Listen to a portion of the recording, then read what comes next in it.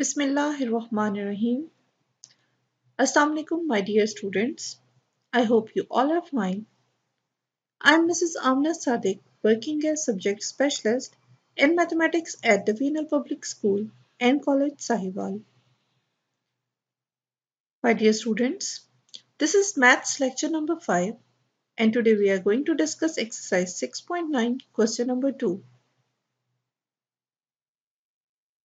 Today we are going to discuss the method of elimination by substitution to solve the system of linear equations.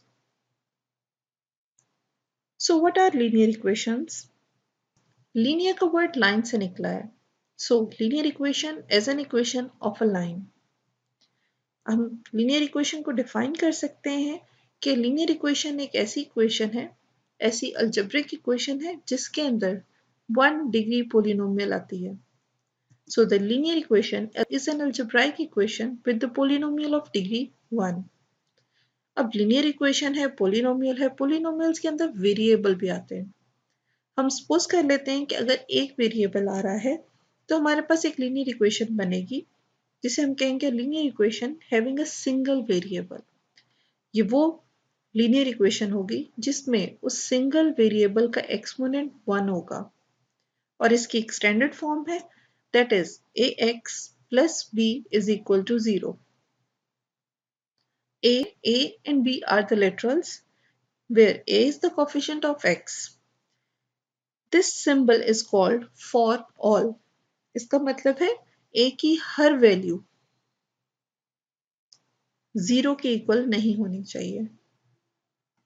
इस पूरी statement का मतलब हुआ ax plus b is equal to 0. A and b are literals, they are the numbers. A is the coefficient of x and this coefficient should not be equal to 0. क्योंकि बेटा अगर ये 0 हो जाएगा तो ये पूरी टर्म 0 हो जाएगी और फिर सिर्फ ये कांस्टेंट बचेगा जो कि एक लीनियर इक्वेशन को रिप्रेजेंट नहीं करेगा. अब इसी तरीके से अगर हमारे पास दो वेरिएबल्स आ जाएं तो हमारे पास इक्वेशन ऐसे होगी ax plus by is equal to c. इसको इस तरह भी लिख सकते हैं ax plus by plus c is equal to 0. इसमें भी हमारे पास a, b एंड c ये लिटरल्स हैं और ये यहाँ पर नंबर्स की जगह पर रिप्लेस हुए हैं. a is the coefficient of x, b is the coefficient of y and c is a constant.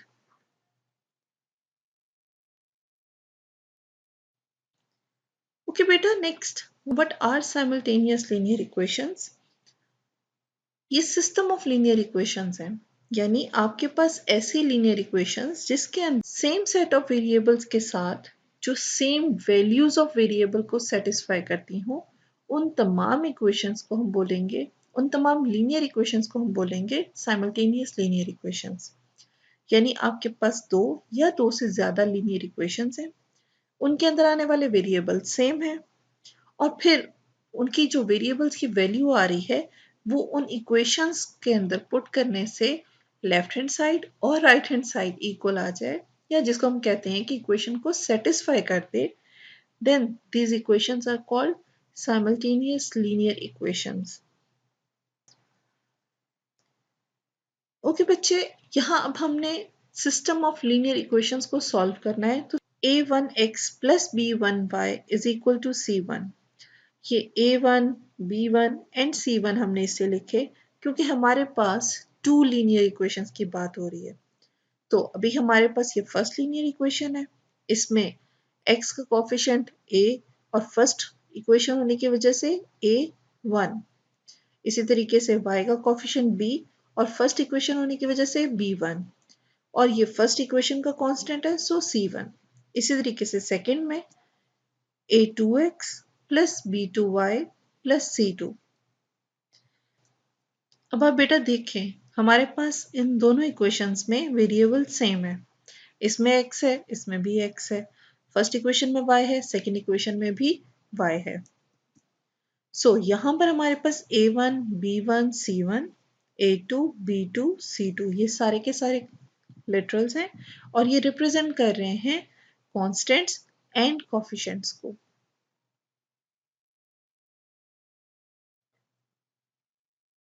Now there are three methods to solve the system of linear equations.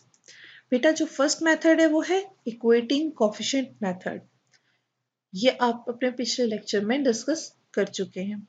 Second method जो हम आज करने लगे हैं ये है elimination by substitution. And the last method is cross multiplication जो कि हमारे सिलेबस में इंक्लूड नहीं है. सो हम स्टार्ट करते हैं एलिमिनेशन बाय सब्स्टिट्यूशन मेथड को.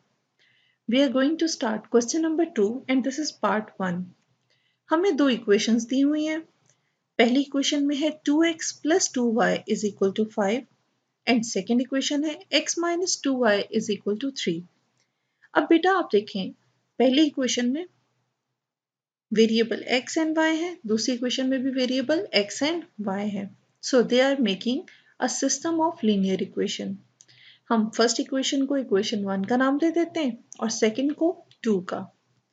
अब इस सेकेंड इक्वेशन को अगर हम थोड़ा सा अरेंज करें, ये -2y लेफ्ट हैंड साइड से राइट हैंड साइड की तरफ ले जाएं तो हमारे पास एक नई इक्वेशन बन जाएगी and that is x is equal to 2y plus 3.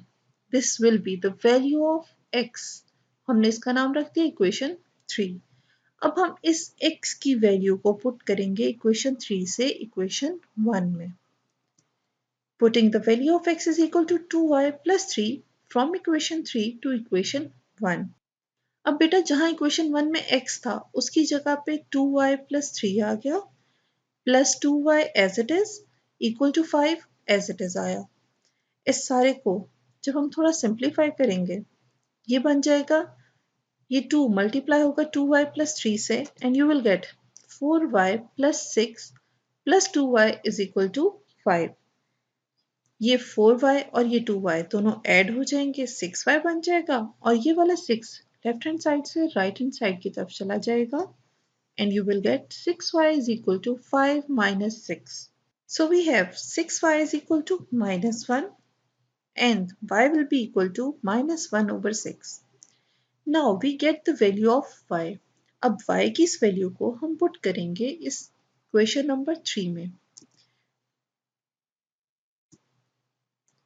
Putting the value of y is equal to minus 1 over 6 in equation 3, we get x is equal to 2 times y की हमने वैल्यू पुट कर दी plus 3. यहाँ हम 2 1 time 2 3 time 6 तो इसकी simplification के बाद क्या आ गया माइनस 1 ओवर 3 प्लस 3. एलसीएम लेंगे x is equal to minus 1 plus 3 into 3 9 over 3. Simplify करेंगे x की वैल्यू आ गई 8 ओवर 3.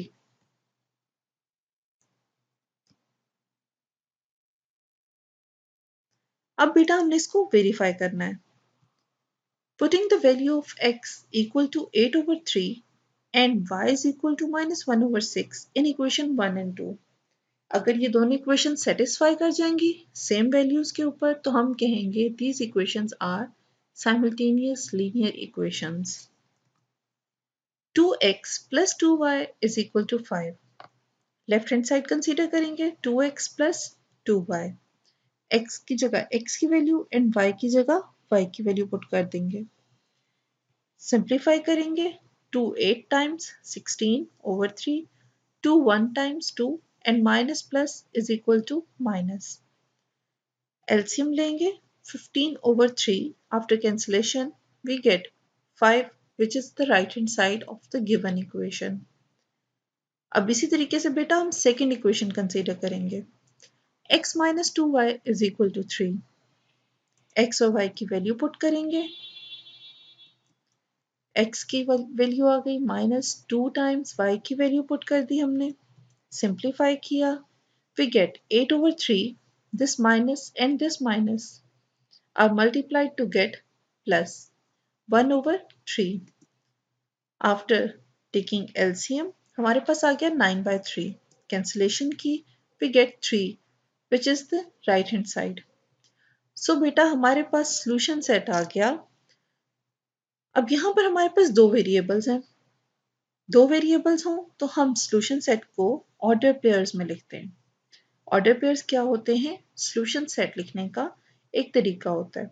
सबसे पहले सॉल्यूशन सेट है तो सेट की ब्रैकेट्स, उसके बाद ये ऑर्डर पेयर्स की ब्रैकेट यानी पैरेंथेसिस जिसको आप राउंड ब्रैकेट भी कहते हैं। फर्स्ट में आपने हमेशा x की वैल्यू लिखनी होती है, कॉमा देन y की value. So the solution set is 8/3 and the value of y is -1/6. Now we have second part, 5x plus 2y is equal to 15 and this is equation 1. Then we have minus 2x plus y is equal to 4. This is equation 2. Okay बेटा, यहाँ हमारे लिए एक important चीज़ है, वो ये कि हम जब भी सब्स्टिट्यूशन मेथड यूज़ करें तो सबसे ज़्यादा आसान तरीका ये होता है कि आप उस वेरिएबल की वैल्यू फाइंड करें जिसका कोफिशिएंट 1 है। यहाँ पर x का कोफिशिएंट -2 है और यहाँ y का कोफिशिएंट 1 है, तो हम वो वेरिएबल यूज़ करेंगे जिसका कोफिशिएंट 1 होगा ताकि हम फ्रैक्शंस को अवॉइड कर सकें। सो हम यहाँ पे y की वैल्यू फाइंड करेंगे, that will be equal to 2x plus 4। जब इस y की वैल्यू को हम पुट करेंगे इक्वेशन 1 में तो हमें मिलेगा 5x plus 2 times 2x plus 4 equal to 15।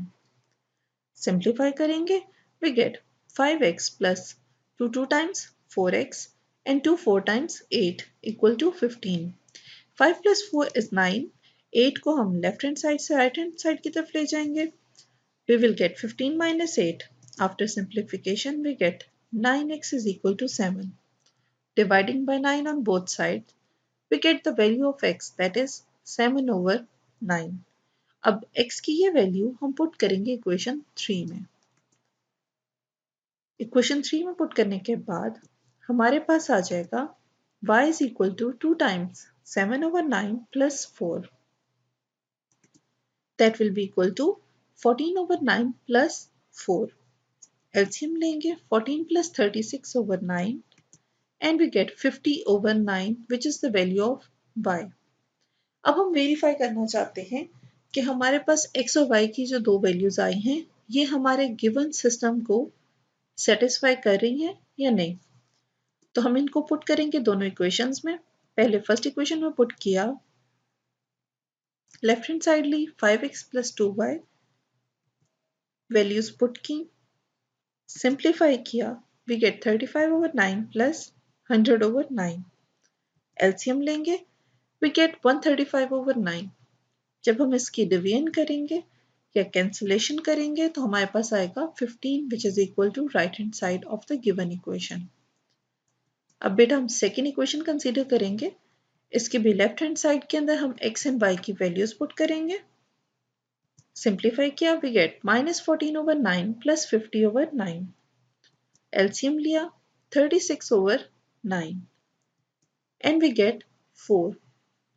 Solution set इसमें हमारे पास क्या आएगा, x की वैल्यू 7/9, 50/9 y की value written in an order pair which is enclosed in a set. Now we have part 5 of the same exercise. The equations are 2x minus 4y is equal to -10 and y minus 5x is equal to -5. हम यहाँ से y की value find करेंगे, that will be equal to 5x minus 5. This will be equation 3. यहाँ से हम y की value put करेंगे इक्वेशन 1 में and we get 2x minus 4 times 5x minus 5 is equal to -10. Multiply करेंगे 4 को ब्रैकेट में, we get 2x minus 20x plus 20 equal to -10. Simplify करेंगे, -18x is equal to -20 minus 10 and we get -18x is equal to -30. -18 से divide करेंगे दोनों sides पे and we get the value of x, that is 5/3. अब हम इस value को put करेंगे इक्वेशन 3 में and we get y is equal to 5 times the value of x, that is 5/3 minus 5. हम 5 को मल्टीप्लाई करेंगे 5/3 से and we get 25/3 minus 5. LCM लिया and we get 10/3 which is the value of y. अब बेटा हम x and y की values को पुट करेंगे इक्वेशन 1 एंड 2 में to verify our values. Equation 1 में पुट किया x and y की वैल्यू को, we get 2 times the value of x that is 5/3 minus 4 times the value of y that is 10/3. 2 को multiply करेंगे 5 से we get 10/3 and 4 को multiply करेंगे 10 से minus 40/3. After taking the LCM we get minus 30/3. After simplification we have minus 10 which is the right hand side of the given equation. फिर बेटा हम consider करेंगे इक्वेशन नंबर 2 को. इसके भी लेफ्ट हैंड साइड के अंदर हम x एंड y की वैल्यूज पुट करेंगे. अब यहाँ y पहले है तो y की वैल्यू पहले पुट की minus 5 times the value of x. After multiplication we get 10/3 minus 25/3. जब हम इसका LCM लेंगे we get minus 15/3. After simplification we get minus 5 which is the right hand side of the equation 2. So बेटा हमारे पास solution set आया 5/3 which is the value of x and 10/3 which is the value of y. Now it's time for your homework. You have to solve question number 2, part 3, 4 and 6 of the exercise 6.9. I hope students you understand our today's lecture. Thank you so much. Allah Hafiz.